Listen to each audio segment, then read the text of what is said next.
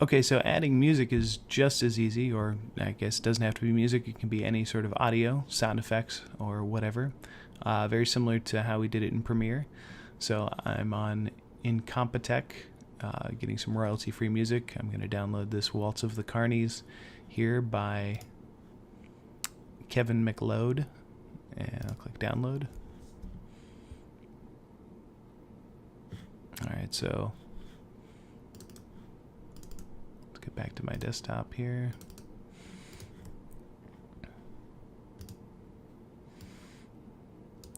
I'm putting this music on my desktop for this demonstration so you can see it, but you should be keeping all of these organized in a project folder.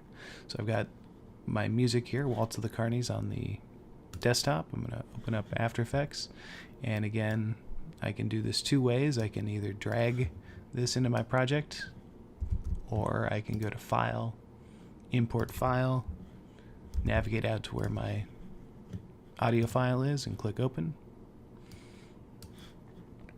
And it's just like bringing in everything else into the timeline. So I just drag it down here.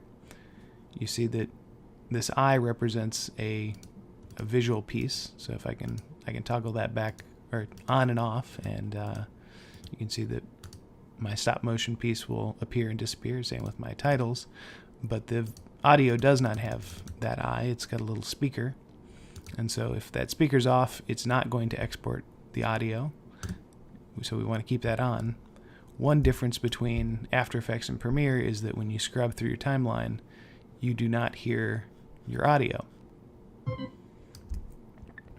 Unless you're holding Command, and then you can hold Command and scrub to hear your audio. The purpose for this is that audio takes up a lot of processor speed, and so as to not bog down After Effects while you're working in it, you have to hold a key down to hear your audio.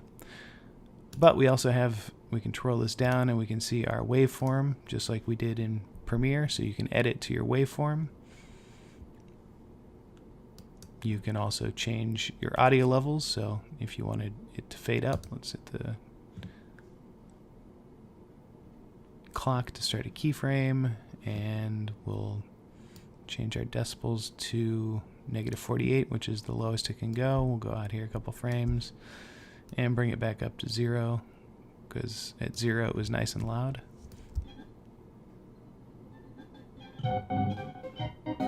So now we've got a fade up in audio. Just going to remove that.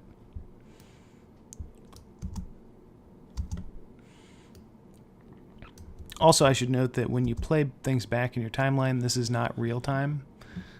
In fact, it'll even tell you up here in your info palette that it's currently running at 8.4 frames per second, not 15 frames a second, which is the project setting, is the second number.